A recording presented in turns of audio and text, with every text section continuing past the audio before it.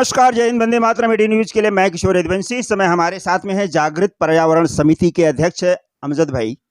अमजद भाई का social work जो है वो आज मुंबई में इसलिए चर्चित हो रहा है कि इन्होंने मीरा भाईंदर, मड आइलैंड, मारवे और दूसरी ऐसी जो जगहें जहाँ पे समुद्र को पाट करके या खाड़ी को पाट करके भूमाफियाओं द्वारा, सरकार द्वारा, तमाम लोगों द्वारा जो पर्यावरण को नुकसान पहुंचाया जा रहा है और खास करके मैनग्रोव काटे जा रहे हैं, उसके ऊपर आज इनकी जो है कई शिकायतें हैं और सरकार उस पे क्या कर रही है, आगे क्या करना चाहती है और इनकी क्या प्लानिंग है, इन्होंने कहाँ-कहाँ लोगों से मिला है, किनसे मिला है, ये सारी बातें हम अमजद भाई से अभी जानने की कोशिश करते हैं।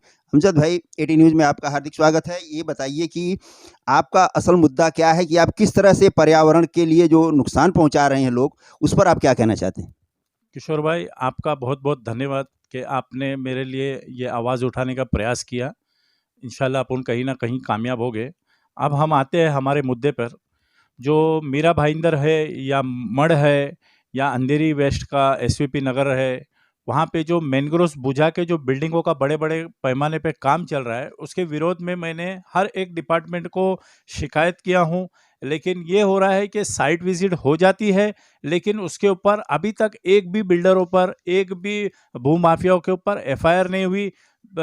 1 फरवरी 2021 से लगभग मैं शिकायत कर रहा हूँ सीएमओ से लेके लोक आयुक्त तक कि आप इसको रोकने का काम करो। लेकिन मैनग्रोव्स दिन पे दिन मुंबई और मुंबई के आसपास ख़त्म होए जा रहे हैं और उसके लिए मैं बड़े ज़ोर शोर से काम कर रहा हूँ, जिसमें आप जैसे पत्रकारों का मेरे को समर्थन है। काफ़ी लोग मुझे बोलते हैं कि आप बहुत अच्छा काम कर रहे हैं, लेकिन कहीं ना कहीं हम लोग सफल हो रहे हैं। लेकिन दुर्भाग्य की बात यह है कि पिछले 1 महीने से मीरा भाईंदर का जो क्षेत्र है, 7-11 क्लब से लेकर घोड़बंदर किले तक, वहाँ पे अनेक जगह पे भरनी का काम चल रहा है। मैंने शिकायत किया हूँ सर्वे नंबर 73 पर, 32 नंबर नवघर का जो है उस पर शिकायत किया हूँ। और उसके अलावा मैंने 149 मेरे पास शिकायत है, जिस पे मैंने लिखत में लिखा हूँ कि वहाँ पे मैनग्रोव्स है, आप मैनग्रोव्स को बचाओ। और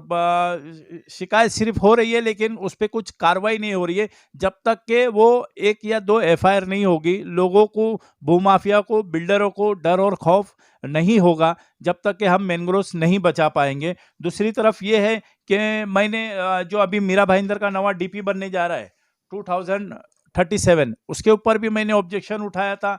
जो मेरे को उन्होंने निमंत्रण दिया कि हाँ आप बताइए क्या है। ये देखो, ये जो है मैंने इसी के लिए आवाज़ उठाया था कि जितना जो अभी जो नवा डीपी आने वाला है, वो डीपी के ऊपर जो रिजर्वेशन रखा गया है, जैसे कि रोड है, स्कूल है, कब्रस्तान है, और वो और अलग अलग तरीके के जो रिजर्वेशन रखे गए हैं, वो सिर्फ मैनग्रोव्स के ऊपर है। तो मैंने उनको एक लिखित लेटर भी दिया हूँ, रिक्वेस्ट किया हूँ कि आप उस रिजर्वेशन को थोड़ा सा चेंज करिए, क्योंकि इन्वायरमेंट भी हमारे लिए उतना ही ज़रूरी है जितना कि डेवलपमेंट। तो डेवलपमेंट तो होना ही चाहिए, मैं डेवलपमेंट के विरोध नहीं हूँ, लेकिन मैनग्रोव्स भी होना चाहिए, जिसके लिए मैं आज आपसे संपर्क किया हूँ और आप आज आके मुझे मेरे साथ आवाज़ से कांधा मिला के आवाज़ उठा रहे हैं। तो इसमें आप किसकी लापरवाही समझ रहे हैं या भूमाफियाओं से, बिल्डरों से, या सरकार के अधिकारियों का, इन सब का मिलीभगत का कुछ ऐसा नेक्सस सामने आ रहा है? सर, सभी लोग इसमें मिले हुए हैं। आप मुझे बताओ, 2021 से आज 23 चल रहा है, 2 साल हो गया। इन्होंने एक भी एफआईआर अभी तक की नहीं मेरे कंप्लेंट के ऊपर। इनको करना चाहिए था, जो कि नहीं कर रहे। जिसमें तहसीलदार है, सर्कल ऑफिसर है, तलाटी है, फॉरेस्ट वाले है, बीएमसी अधिकारी है, पुलिस अधिकारी है।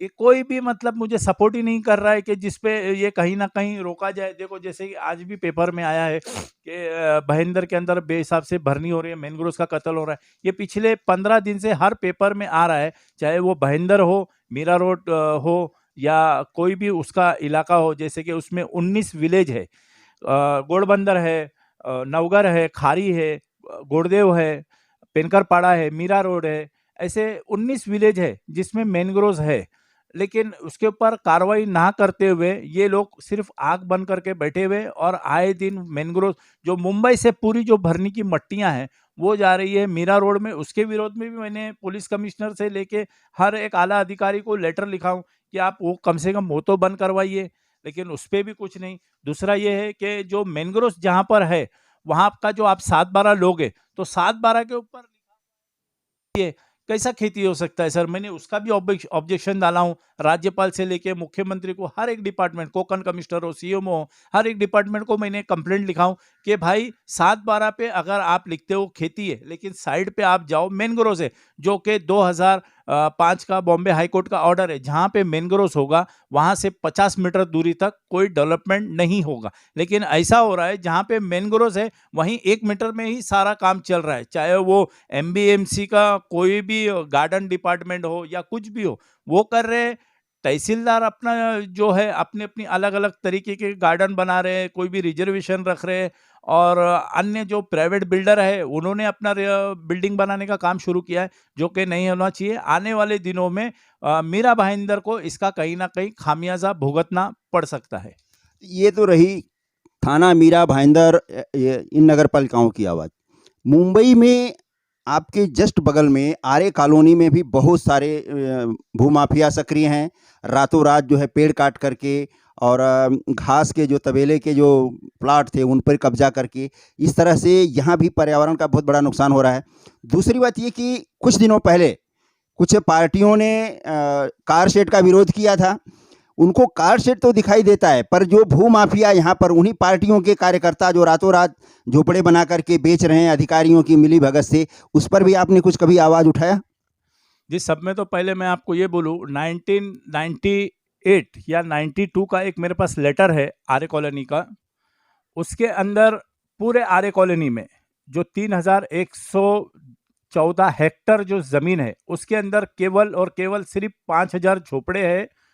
लेकिन आज आप देखोगे तो लगभग 50,000 से ज़्यादा झोपड़े हैं। दूसरी बात यह है कि उस वक्त कितने लोगों के ऊपर एफआईआर हुआ था, तो उसमें से मैं समझता हूँ 2 से 5 लोगों के ऊपर एफआईआर हो गया, जो कि भूमाफिया के नाम पे एफआईआर हुआ। तीसरी बात यह है कि ये कार शेड का सब में पहला जिसने एक्शन उठाया वो मैं हूं सर। मेरे पास ऑन रिकॉर्ड है, मैं आपको लेटर बता सकता हूं कि सीटीएस नंबर 13 पर मैंने एक आरटीआई डाला था कलेक्टर को कि सीटीएस नंबर 13 पर आपने कार शेड बनाने का परमिशन दिया है क्या, उस पर भरनी करने का परमिशन दिया है क्या। उन्होंने मुझे साफ तौर पर लिख कर दिया है कि हमने 13 नंबर सीटीएस जो है प्रजापुर नगर, उसके अंदर हमने किसी के तरीके का परमिशन नहीं दिया हुआ है। उसके बाद मैं आर्य पुलिस स्टेशन में जाके उनके ऊपर गुना दाखिल किया हूँ, जिसमें मेरे साथ संजय निरुपम थे, आम आदमी पार्टी के लोग थे और बहुत सारे लोग थे। तो ऐसा नहीं है कि मैंने वो जो 2300 झाड़ जो कटने थे उसके ऊपर विरोध नहीं उठाया, मैंने भी उसमें बाकायदा विरोध किया था। लेकिन हुआ ये सर कि वो 2300 झाड़ तो ठीक है, वो कट गए, वहाँ पे कार शेड हो गया, लेकिन आसपास के जो इलाका है जो इको, मैं आपको एक बात बताना चाहूँगा कि आर्य कॉलोनी जो है वो इको सेंसिटिव जोन है, और उसका प्रॉपर एरिया अगर आपको देखना है तो हम इसके लिए नेक्स्ट इस एपिसोड करेंगे, जिसमें मैं आपको एविडेंस के साथ बताऊंगा कि उसमें रॉयल पंप को किस तरीके से जगह दी गई है, एसआरपी कैंप को किस तरीके से जगह दी गई है, फिल्म सिटी को कैसा 600 एकड़ जगह दी गई है, और आर्य कॉलोनी जो है वो कहाँ से कहाँ तक है और आज कहाँ से कहाँ तक है, ये मेरे पास एविडेंस है। आर्य कॉलोनी में कितने तबेले हैं, किस तरीके का उसमें शूटिंग का परमिशन दिया जाता है, कितने रोड्स है, कितने, हर तरीके का मेरे पास एविडेंस है। अपन आने वाले दिनों में उसके लिए भी अपन बैठेंगे और इंशाल्लाह उसके लिए भी मैं इंटरव्यू दूंगा और बड़े जोर शोर से दूंगा, जो कि मेरे पास एविडेंस है। उसमें कितने तालाब है, कितने स्टूडियो है, अलग अलग तरीके के मैंने आरटीआई के तहत से पेपर निकाला हूं सर। आपने जैसा बताया कि संजय निरुपम जी के साथ में जाके आपने एफआईआर कराया, सब कुछ कराया। बीच में कार सेट का जब भी आंदोलन चल रहा था तो उसका विरोध हो रहा था दोबारा, तो हमने संजय निरुपम और प्रियंका चतुर्वेदी दोनों जन का बाइट लिया था कि इस तरह का अगर काम हो रहा है, एक तरफ आप कार सेट का विरोध कर रहे हैं, दूसरी तरफ पार्टियों के भूमाफिया या उनके कार्यकर्ता खुद इस तरह का अवैध निर्माण करवा रहे हैं, तो क्या आपने संजय निरुपम जी के कानों में ये बात डाली कि नहीं, कार शेड हो जाने के बाद भी आज भी उसके अंदर आर्य कॉलोनी के अंदर ऐसे ऐसे इन्वायरमेंट को नुकसान पहुंचाया जा रहा है, इस पर आप धरना प्रदर्शन क्यों नहीं कर रहे हैं? सर वो पार्टियों का मामला है, मैं एज एनजीओ के हिसाब से बात कर रहा हूँ, मैं किसी पार्टी से जुड़ा नहीं हूँ, मैं सिर्फ एनजीओ का है और मुझे लगता है कि इन्वायरमेंट के लिए ये आवाज़ उठाना चाहिए, तो मैं इन्वायरमेंट के लिए आवाज़ उठाता हूँ। अब रही बात कि वहाँ पे कोई झोपड़ा बनाता है, कोई चालियाँ बनाता है, कोई अलग अलग तरीके का स्टूडियो बनाता है इलीगल, तो उसको देखने के लिए बाकायदा उनकी खुद की टीम है जो आर्य कॉलोनी के अंदर मेरे ख्याल से 29 तबेला नंबर 29 का उनका खुद का एक ऑफिस है, जिसमें पीडब्ल्यूडी की ऑफिस है। जो इलीगल काम करते हैं उसके ऊपर देख रेख के लिए उन्होंने काफ़ी सिक्योरिटी रखी हुई है, लेकिन वो अनदेखा करते हुए वो सारा का सारा पब्लिक के ऊपर डालते हैं कि पब्लिक को यहाँ आना नहीं चाहिए। ऑलरेडी जो है आर्य कॉलोनी में जाने के लिए आप मुझे बताइए सिर्फ 3 रास्ते हैं, एक फिल्टरपाड़ा, एक मरोल मरोशी रोड और एक हाईवे। उसके अलावा तो 3 रास्ते के अलावा तो है नहीं चौथा रास्ता। लेकिन ये 3 रास्ते पे इनकी सिक्योरिटी होने के बावजूद अंदर सामान जाता कैसा है और झोपड़े बनते कैसा है? तो ये कहीं ना कहीं ये दोषी है जो आर्य कॉलोनी के जो आला अधिकारी है। इसके पहले जो एक आला अधिकारी पकड़े गए राठौड़ साहब 3 करोड़ के साथ, ये इसी तरीके का भूमाफियाओं का पैसा इनके पास रहता है, ये चोर है। ये अगर सही रहेंगे तो हमारा और आपका इन्वायरमेंट बचा रहेगा, जंगल बचा रहेगा और आगे कहीं ना कहीं वो चीज़ हमारे को काम आएगी। और दूसरी बात, ये जो आर्य कॉलोनी में जो आप बता रहे हो कि घास है, ये घास सारा का सारा जीजाबाई उद्यान में जाता है, जो कि वहाँ के पक्षियों को, प्राणियों को, जो चीतल है, इन लोगों को, अलग अलग जानवरों को इससे खाना वहाँ पे प्रोवाइड किया जाता है। ये घास कोई उगाता नहीं है, ये कुदरती घास है, ये घास उगती है और वहाँ जाके इन जानवरों को खाना दिया जाता है और उसमें करोड़ों रुपए का टेंडर पास किया जाता है। तो मैं लोगों से, आपके चैनल से माध्यम से ये विनती करूँगा कि जितने भी एनवायरनमेंट के या और जो कोई भी ऐसे कार्य है वो आप खुल के करिए, ना किसी से डरिए, क्योंकि हमारा कर्तव्य है ये कि हम लोगों को हर एक को जागरूक होना पड़ेगा, जब जाके कहीं ना कहीं उस पर नकेल कसी जाएगी। अगर आप और हम इसी तरीके से डरते रहेंगे, पेपर अपने पास रहेंगे, एविडेंस हम किसी को कुछ बता नहीं पाएंगे और लोगों को जागरूक नहीं करेंगे, तो फिर आपको कोई हक नहीं है राइट ऑफ इंफॉर्मेशन आरटीआई कार्यकर्ता बनने का, एनजीओ कार्यकर्ता बनने का या कोई भी पार्टी के कार्यकर्ता बनने का। जब बनना है तो खुल के बनिए, वरना मत बनिए। पिछले कुछ दिनों में मतलब कि 15 दिन के अंदर आर्य कॉलोनी में 2 बार चीता देखा गया है। लोगों में दहशत है इस समय भी, और साल के अंदर 2-4 मौतें चीते की हमले की वजह से हो जाती हैं।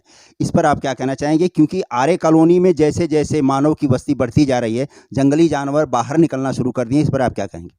सर, मैं आपका शब्द आपको बोलूँगा कि ऑफिस लो, वो जंगली जानवर का इलाका है, वो जंगल है, इको सेंसिटिव जोन है, जो कि सेंट्रल गवर्नमेंट ने पास किया हुआ है। और जब 1952 में जब आर्य कॉलोनी का जब वो आर्य दूध व्यवसाय जब बन रहा था, मेरे ख्याल से मोरारजी देसाई थे चीफ मिनिस्टर, जिन्होंने उद्घाटन किया था, और नेहरू जी थे जिन्होंने वहाँ के जो आदिवासी है, आदिवासी के पाड़े को उनके उधर रोजगार देने का बात किया था। और वहाँ पे जितने भी तबेले हैं, उस तबेले का दूध उसमें जाएगा और वो दूध जो है सारे मुंबईकरों को मिलेगा। लेकिन आज के तारीख में ये हो रहा है कि वो जो तबेले है उसका दूध प्राइवेट डेयरी में जाता है। आज आप देखो आर्य के जितने भी स्टॉल है उसमें आर्य का दूध नहीं मिलता है, आर्य का कोई प्रोडक्ट नहीं मिलता है। तो उसके लिए भी एक ऑर्डर पास हुआ है कि आप आर्य का अगर चीज प्रोडक्ट नहीं बेचते हो तो आप आर्य का स्टॉल हैंड ओवर कर दीजिए, जिसने आर्य ने बीएमसी को लिखा हुआ है, वो कॉपी भी है मेरे पास। और उसके अलावा जैसे कि आपने कहा कि चीते आ रहे, तो अगर जंगल कम होगा तो चीते आएंगे। चीते क्या, हर एक जानवर आएंगे, जैसे कि उसके अंदर हिरन है, अनेक 10 किस्म के तो बंदर है उसमें, अनेक अनेक चिड़िया है। तो और वो जो मुंगूस है, सांप है, ये एक्चुअली जो है आपको बताना चाहता हूँ मैं, साकीनाका 90 फीट रोड से लेकर ये है घोड़बंदर किले तक, फाउंटेन होटल, वहां तक ये आर्य कॉलोनी का इलाका है, जिसको बोलते हैं संजय गांधी नेशनल पार्क, जिसमें से 3114 हेक्टर आर्य कॉलोनी की आ गई, बाकी संजय गांधी नेशनल पार्क की है। अब उसके अंदर तो कोई दीवार नहीं है कि नेशनल पार्क ये है और ये है, तो जरूरी नहीं है कि वो रिहायशी इलाका है, वो रिहायशी इलाका नहीं है, जिसके कारण जिसमें 2011 के अंदर एक ऑब्जेक्शन उठाए थे पतंगराव का कदम साहब ने कि भाई आप जितने भी इलीगल जो नेशनल पार्क के एरिया में आसपास में है, जो फॉरेस्ट लैंड पे, उसको सब तोड़ो। 5 लाख घर टूटने वाले थे, आज भी वो केस सुप्रीम कोर्ट में है, तो वो टूटा नहीं। तो हम ये नहीं कहेंगे कि वो रिहायशी इलाका है, वो उनका ही इलाका है। जैसे कि आप अभी पिछले दिन देखो उत्तन में एक तेंदुआ मिल गया, तो वो कहाँ से गया सर? वो उसी का इलाका है ना, तो इसके लिए वो वहां पर है। आप और हम जाके हमारी बस्तियां बसा रहे, बड़े बड़े कॉम्प्लेक्स, अलग अलग तरीके की बिल्डिंगें बना रहे, तो कहीं ना कहीं हम दोषी है, वो नहीं है, उनका इलाका है। और वो आएंगे और उनको हमारे को रहने देना पड़ेगा और हम उनको समझना पड़ेगा कि हम उनके इलाके में, वो हमारे इलाके में नहीं है सर। बहुत अच्छा। तो देखिए, अमजद भाई ने खुल करके बात अपने दिल की शेयर की और ये ज़रूरी है कि पर्यावरण की रक्षा के लिए हम सबको आगे आना पड़ेगा। क्योंकि हर एक जगह जहाँ भी देखिए पेड़ काटे जा रहे हैं, जगह कब्ज़ा की जा रही है।